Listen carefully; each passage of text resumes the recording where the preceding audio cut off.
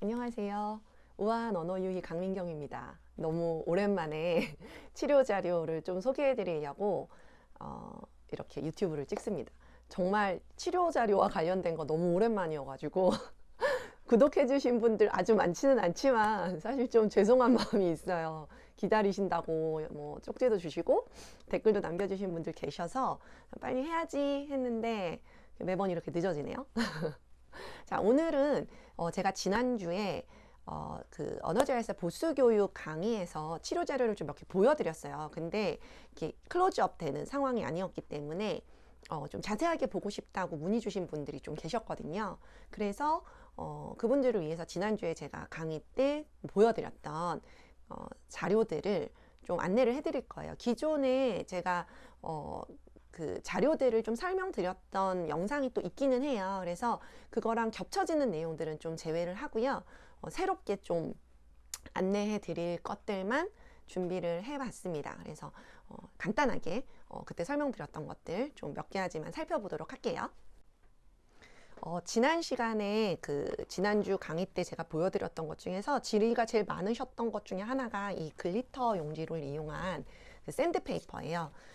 일단 뭐 몇 가지 보여드리면 요렇게 지금 가까이서 보시면 이렇게 글리터 용지거든요. 그래서 이제 사포인데 사실은 이렇게 사포라고 검색을 하시면 이 부분이 그 갈색 사포 있잖아요. 그게 뜰 거예요. 그래서 그냥 사포라고 쓰시거나 뭐 샌드페이퍼라고 치시거나 이렇게 하면은 검색이 잘 안 되실 거고요. 글리터 용지를 검색을 하시면 돼요. 글리터 용지를 검색을 하시면 이렇게 아이들 뭐 헤어핀이나 액세서리 같은 거 제작하는 그런 용도로 쓰이는 애들이거든요. 그래서 이제 여기에다가 글자를 대고 이렇게 모양을 만든 다음에 뒤에다가 검정색 판을 대서 좀 이렇게 잘 만들어서 사용을 해요. 근데 이건 이제 어떻게 쓰냐 하면 아이들 중에서 이제 모든 아이들한테 이런 자료들을 다 쓰실 필요는 없고 유독 글자의 형태나 방향에 대해서 좀 어려워하는 아이들이 있을 수 있어요. 이제 그런 친구들한테 이런 부분들을 보여주고 같이 만들기를 하셔도 되고 굳이 뭐 만들기까지 필요하지 않다 하면 선생님이 이제 미리 만들어 놓으시고 아이한테 이렇게 손가락으로 따라서 쓰게 하면서 방향성이라든지 획순이라든지 또 글자의 모양이라든지 이런 것들을 자연스럽게 감각으로 익힐 수 있도록 하는 방법입니다. 그래서 이제 음운인식과 파닉스 지도를 할 때 같이 쓰는 방법이고요. 사실은 이렇게 색깔을 다양하게 하셔도 되고 아니면 그냥 뭐 자음은 모두 다 파란색, 뭐 모음은 모두 다 빨간색 이런 식으로 만드셔도 돼요. 근데 이제 저 같은 경우는 또 아이들이 예쁘게 알록달록하게 만들어 놓으면 좀 더 좋아하는 부분들이 또 있거든요. 이거는 어차피 자음, 모음 뭐 이런 개념을 가르치는 것보다 형태를 가르칠 때 지도하는 것이기 때문에 이렇게 다양하게 색깔로 좀 만들어 놨습니다. 또 하나 소개해드렸던 것 중에 보여드릴 게 요거가 있어요. 이제 요거는 뭐냐 하면 생모래입니다. 그래서 이제 이렇게 락앤락에다가 넣어 놓고요. 아이들한테 똑같아요. 그러니까 결국에는 이런 모든 자료들은 아이들한테 다감각적인 촉진을 해주기 위한 거고요. 그래서 여기 락앤락 통에다가 이렇게 담아놓고 아이들한테 뭐 오늘 배운 글자를 써보게 한다거나 그러면 이제 다시 이렇게 없앨 수 있잖아요. 그래서 뭐 디귿을 써볼까 이랬을 때 드 이렇게 만들어 볼 수 있도록 하는 거예요. 그래서 이제 이 자료 같은 경우는 얇게 이렇게 생모래를 깔아서 사용하시면 되고 뭐 색깔별로 이렇게 좀 준비를 해서 뭐 모음이나 자음별로 지도할 때 이렇게 사용할 수 있도록 해놨습니다. 요거 만드실 때 주의하실 점은 통이 너무 이렇게 깊으면 안 돼요. 이 통의 높이가 너무 깊으면 손가락으로 쓰기가 좀 되게 어려워요. 그래서 한 5cm 정도 이상 되지 않도록 해주시면 되고 또 이 폭도 너무 좁으면 아이들이 글자를 쓸 때 좀 불편하거든요. 그래서 이제 요 부분도 이제 좀 어느 정도 넓이가 되도록 그리고 높이는 너무 깊지 않도록 이렇게 준비를 하시면 되겠습니다. 아까도 설명드렸듯이 이런 다감각 기법을 이용하는 것은 모든 아이들한테 쓸 필요는 없어요. 유독 좀 어려워하는 아이들한테만 추가적으로 좀 진행을 하시면 되고요. 그 생모래의 단점은 이렇게 가루가 많이 떨어진다는 거. 그리고 이제 좀 부주의한 아이들을 대상으로 우리가 이제 하게 될 경우에 엄청 위험할 수 있어요. 바닥에 다 떨어지거나 이러면 이제 주의를 요합니다.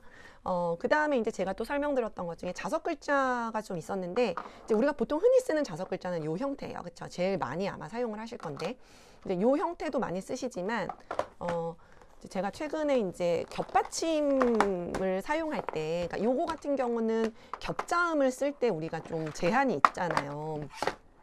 이렇게 글자가 워낙 크다 보니까 뭐 뿌 이런 거 만들 때 사실 같은 색깔로 또 만들어야 되는데 이런 식으로 이렇게 이렇게 두 개를 다른 색깔로 해야 될 수도 있고, 물론 같은 색깔로 만들 수도 있겠지만 어쨌든 같은 색깔이냐 다른 색깔이냐 보다 너무 커서 같은 크기가 이렇게 크잖아요. 그래서 사실은 우리가 쌍비읍 소리가 되면 비읍들의 폭이 좀 좁아져야 되는데, 이거는 그런 형태가 아니라 그대로 원래 비읍의 형태를 그대로 유지하는 걸 두 개 붙여야 되다 보니까 글자 형태가 조금 마음에 안 드는 거죠.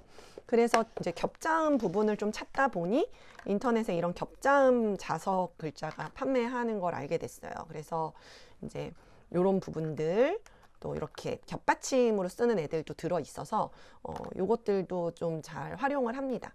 그래서 요 제품이 되게 유사한 게 여러 가지가 있더라고요. 그래서 자음만 있는 것도 있고, 그러니까 그냥 단자음이나 단모음만 있는 것도 있어서 겹자음이 있는 것을 찾아서 구매를 하셔야 될 거예요. 그래서 요런 제품도 있고, 또 이렇게 아예 모음과 자음의 색깔이 이렇게 분리가 되어 있으면서, 그쵸? 그러면서 이렇게 겹자음 애들이나 겹자음 애들이랑 겹받침들이 이렇게 잘 만들어져 있는 애들도 있어요. 이렇게. 그래서 이런 것들은 또 이렇게 써도 돼요.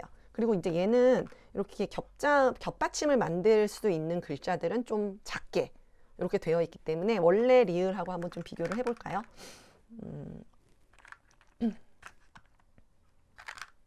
원래 리을이 여기 있다. 이렇게 좀 차이가 있는 거죠. 보시면 크기에서, 그쵸, 차이가 있죠.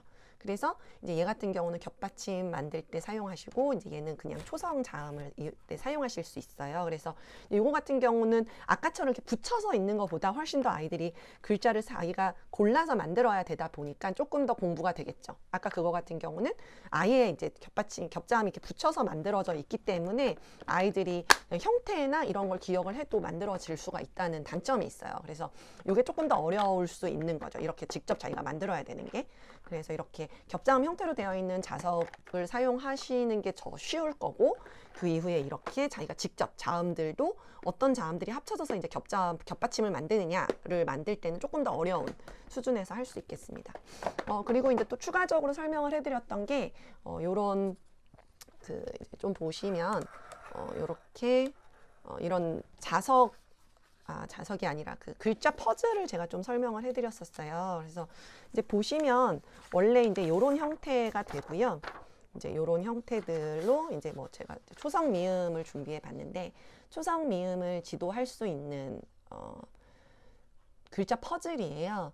그래서 이제 지금 보시면 이건 다 초성이 미음으로 시작되는 단어들을 그림으로 그려놓은 거고, 이제 요거를 사용하는 방법은 이제 아이들한테 이렇게 퍼즐을 다 잘라서 줍니다. 근데 이제 지금 이거 같은 경우는 우리가 이제 굳이 이렇게 자석으로 형태로 안 만들어도 되고요. 뭐 그냥 종이에다가 잘라서 풀로 붙여도 돼요. 그러니까 풀로 붙일 때는 이렇게 또 그림이 없이 퍼즐 외형만 있는 것도 하나 마련을 해놓고, 또 이렇게 그냥 아예 글자 형태만. 그래서 이제 이거에서부터 시작을 하셔야겠죠. 그러니까 이거를 먼저 보여주고, 이거의 이름이 미음이고, 초성에 올 때는 무 소리가 나고, 이제 받침 소리에는 소리가 나는 거잖아요. 그래서 이제 요거를 먼저 보여주실 수도 있고, 아니면 이제 아예 이렇게 글자들을 먼저 보여주실 수도 있어요. 그러니까 소리들을. 그래서 지금 보시면 저 같은 경우 이제 하나씩 보여줄 건데,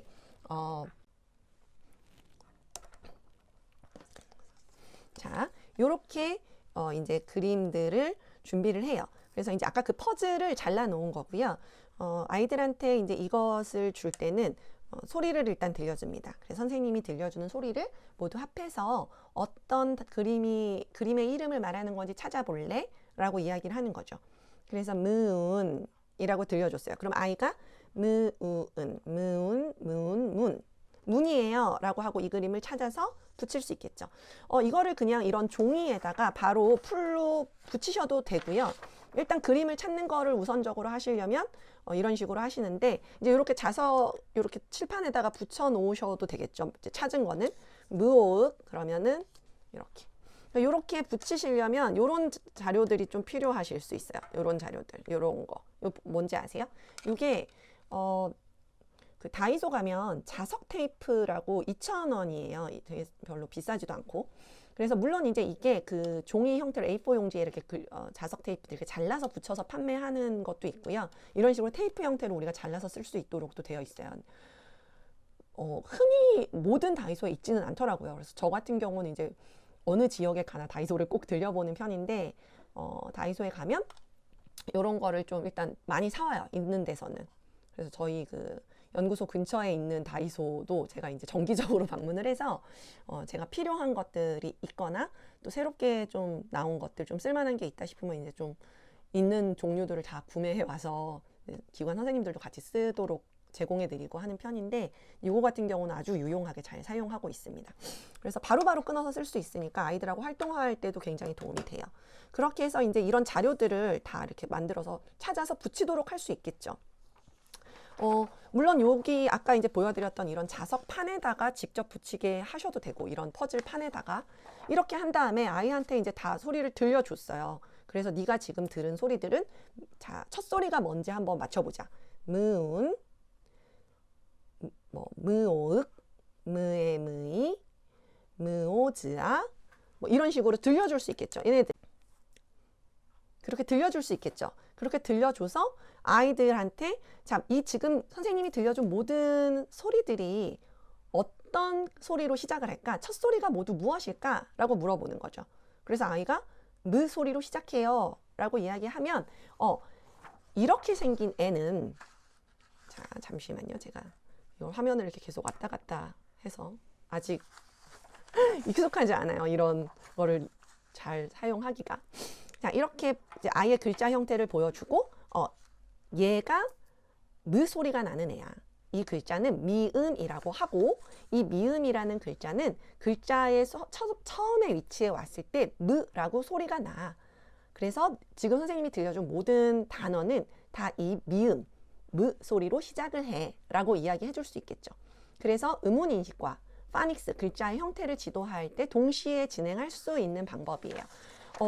강의 때 잠깐 멀리서나마 보여드렸었고, 이제 강의 자료에도 포함이 되어 있었어요. 그래서 이 자료는 선생님들이 이제 강의 끝나고 나서 좀 많이 문의를 하셨어요. 이 자료를 어떻게 쓰고 싶다. 그래서 근데 이제 제가 작업 중이고요. 지금 아마 빠르면 3월 중에 출간이 될 예정입니다. 그래서 아마 3월 중에 선 예약을 받거나 이렇게 할 것 같아요. 지금 이제 거의 막바지 작업 중에 있고 곧 인쇄에 들어갈 거라서 조만간 출간이 될 거예요. 근데 이제 이 출간되는 이 워크북 자체가 대단히 다른 자료가 있지는 않고, 이런 글자들이 그 모든 자음과 모음별로 다 준비가 되어 있어서 아마 활용성은 되게 높으실 거고, 읽기 치료를 하실 때 또는 미취학 아이들한테 읽기에 문제가 없더라도 읽기 지도하실 때 좀 도움이 될 수 있고, 일반적으로 이제 부모님들도 집에서 하실 때 좀 도움이 사용하실 수 있도록 좀 사용 방법 같은 거는 제가 유튜브나 또는 그게 이제 텍스트로 안내를 해드리기는 할 거예요. 그래서 사용해 보시면 좋을 것 같고,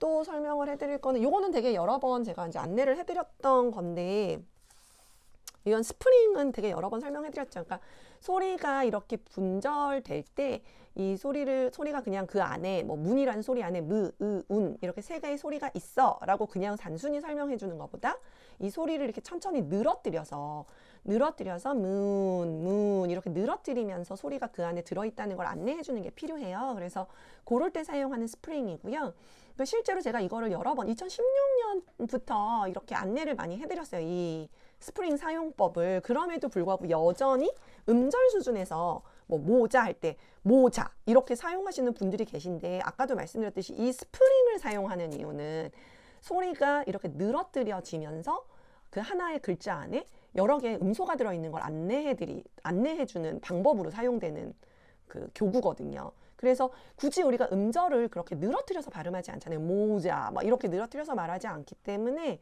그런 음절 수준의 분절을 지도할 때 이 스프링으로 이용하는 것은 별로 적합하지 않고요. 오히려 그런 것들은 이렇게 퍼즐로 블럭으로 이렇게 이용을 하시는 게 더 좋습니다. 그래서 뭐 이거 같은 경우는 이제 제가 영어 지도할 때 쓰는 형태로 지금 되어 있는데 이렇게 일단 글자의 형태를 이렇게 만드는 것도 있어요. 뭐 모자 이렇게 해서 이제 두 글자가 된다는 거, 그리고 이제 글자들이 하나씩 모자 이렇게 하나씩 떨어진다는 거, 그래서 이음절로 이루어졌다는 거, 이런 것들을 요 안에서 지도할 수 있겠죠. 자, 그래서 제가 그날 이제 좀 보여드렸던 자료들은 좀 대충 설명을 드린 것 같고요. 혹시 또 추가적으로 그날 보여드렸던 자료들 중에서 또 궁금한 게 있으시면 또 댓글로 남겨주시거나 블로그에 질의해 주시면 제가 또 안내를 해드리도록 하겠습니다. 네, 오늘 여기까지 설명을 해드리고요. 또 조만간 또 추가적인 그런 내용들로 인사드리도록 하겠습니다. 감사합니다.